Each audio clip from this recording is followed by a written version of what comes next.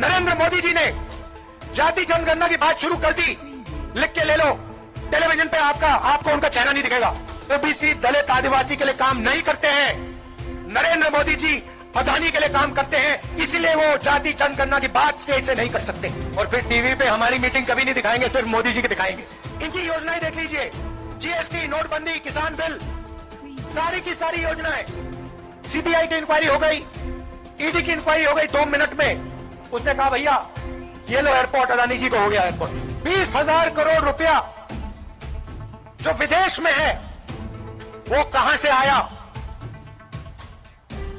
कोई जवाब नहीं भाइयों और बहनों।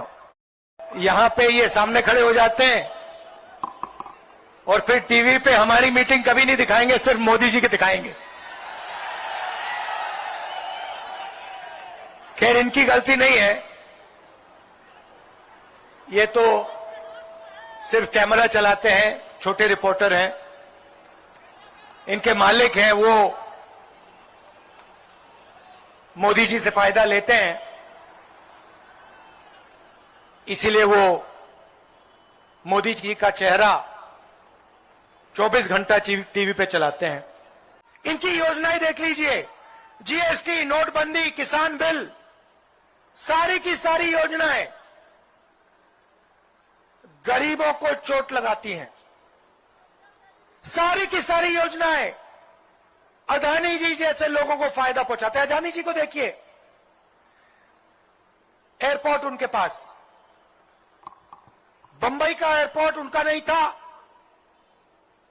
बंबई के एयरपोर्ट के मालिक पर सीबीआई की इंक्वायरी हो गई, ईडी की इंक्वायरी हो गई 2 मिनट में। उसने कहा भैया ये लो एयरपोर्ट, अदानी जी को हो गया एयरपोर्ट। सारे एयरपोर्ट्स उनके हाथ,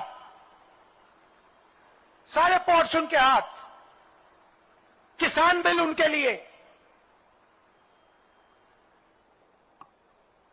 विदेश में सबसे जरूरी फाइनेंशियल अखबार है, दुनिया का सबसे मशहूर फाइनेंशियल अखबार है, वो कहता है कि नरेंद्र मोदी जी ने अदानी जी की मदद की है। और उन्होंने सवाल पूछा कि अदानी जी के पास 20,000 करोड़ रुपया जो विदेश में है वो कहां से आया? कोई जवाब नहीं भाइयों और बहनों। मैं आपको बताता हूं, मदद किसने की? मदद अदानी जी की, नरेंद्र मोदी जी ने की। पैसा कहां से आया? आपके जेब से आया। लाखों करोड़ रुपए जीएसटी आप देते हो, किसान देता है, छोटे व्यापारी देते हैं, आपका कर्जा माफ नहीं होता।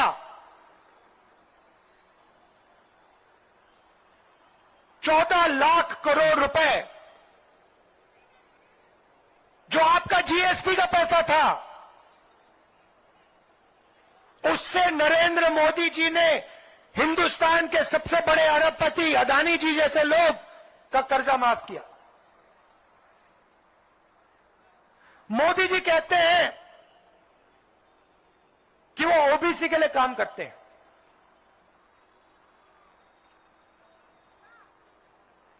मैं सवाल पूछना चाहता हूं,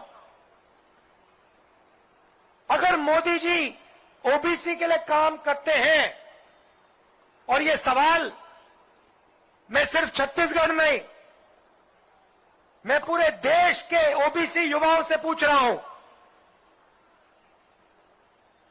देश के हर ओबीसी युवा से पूछ रहा हूं, क्योंकि ये चोरी आपके जेब से होती है। मैं आपसे पूछ रहा हूं, अगर मोदी जी सचमुच में ओबीसी की मदद करते हैं तो फिर वो जाति जनगणना से क्यों डरते हैं?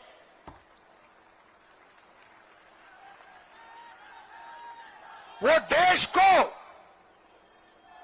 ओबीसी की सच्ची आबादी क्यों नहीं बताना चाहते? भाइयों और बहनों, हिंदुस्तान को 90 अफसर चलाते हैं,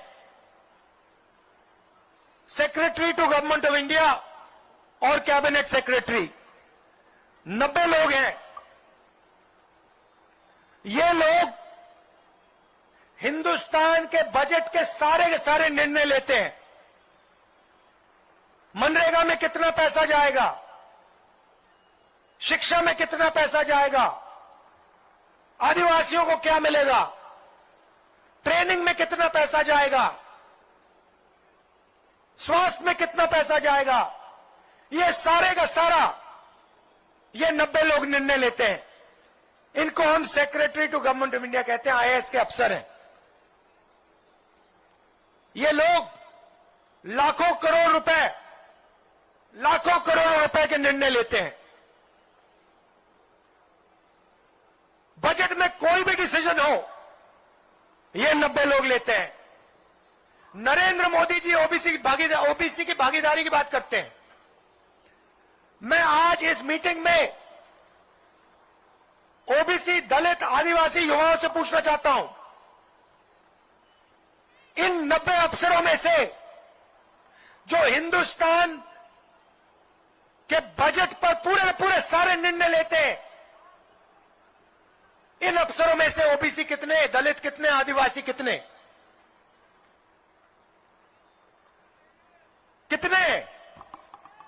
किसी को नहीं मालूम। मैं बताता हूं। सबसे पहले दूसरा सवाल, भाई और बहनों, हिंदुस्तान में ओबीसी की कितनी आबादी है? ये देखो सन्नाटा छा गया, कोई नहीं जानता। नरेंद्र मोदी 24 घंटा ओबीसी करते हैं, मगर इस भीड़ में मैं पूछ रहा हूं, भैया हिंदुस्तान में ओबीसी कितने हैं? कोई जवाब नहीं दे पा रहा। कितने हैं? देखो बिल्कुल सन्नाटा छा गया। अब सुनिए, मैं आपको बताता हूं। हिंदुस्तान में तकरीबन 50% ओबीसी आबादी है। अब सुनिए, मजे की बात सुनिए। 50% ओबीसी, 12 से 14% आदिवासी,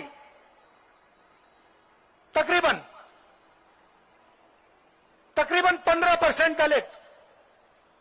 अब सुनिए,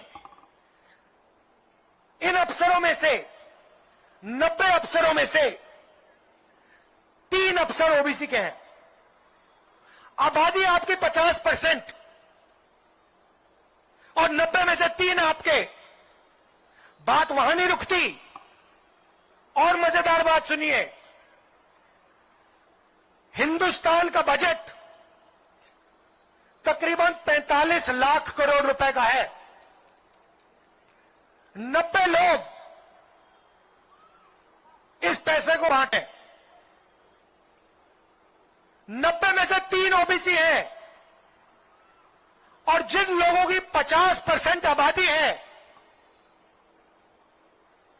वो सिर्फ बजट का 5% बांटते हैं।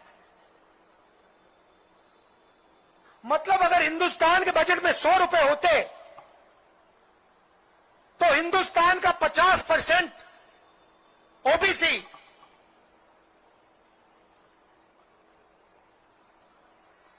₹5 का निर्णय लेता। और फिर नरेंद्र मोदी कहते हैं कि ओबीसी की सरकार चल रही है। कहां ओबीसी की सरकार चल रही है? चलिए आदिवासियों की बात करते हैं।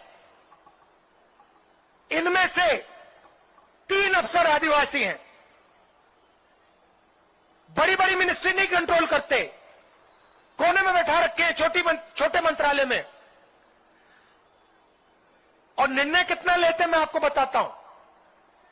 अगर हिंदुस्तान का बजट 100 रुपए होता, तो आदिवासी अफसर 10 पैसे का निर्णय लेते हैं।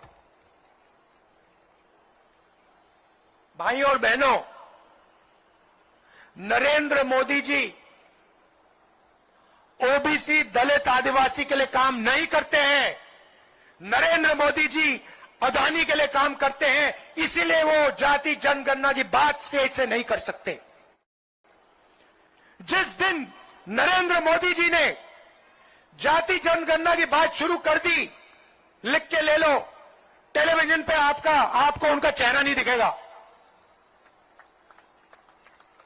बात समझो, जिस दिन नरेंद्र मोदी ने भाषण में कहा कि मैं जाति जनगणना करूंगा, उस दिन टीवी पे नरेंद्र मोदी नहीं दिखेगा भाई और बहनों, गायब हो जाएंगे।